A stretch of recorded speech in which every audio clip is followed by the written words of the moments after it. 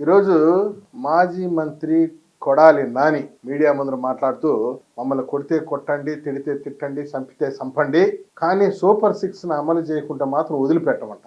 నీకేమైనా బ్రెయిన్ ఉందా, దొబ్బిందా? మాకైతే అర్థం కాలేదు కొడాలి నాని. చంద్రబాబు నాయుడు గారు ముఖ్యమంత్రిగా బాధ్యతలు తీసుకొని ఇప్పటికి 6 రోజులు కాలేదు, 6 డేస్ కాలేదు.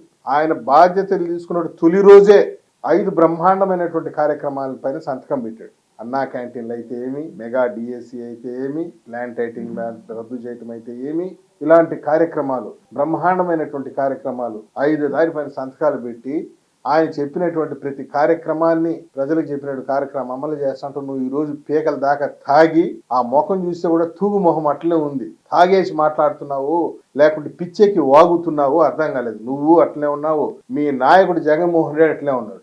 ఓడిపోయి ఏదో బుద్ధి వచ్చింది అనుకుంటే కనీసం బుద్ధి రాకపోగా ఈవీఎంల మీద పడి ఏడస్తాడు. 151 సీట్లు వచ్చినప్పుడేమో ఈవీఎంలు సూపరు డోపరు అంటారు. ఇప్పుడు మొత్తం ఎత్తిపోయిన తర్వాత, ఓడిపోయిన తర్వాత నాకేదో ఈవీఎంల పైన అనుమానం ఉందంట. అసలు నీ మానసిక స్థితి పైన అనుమానం ఉంది.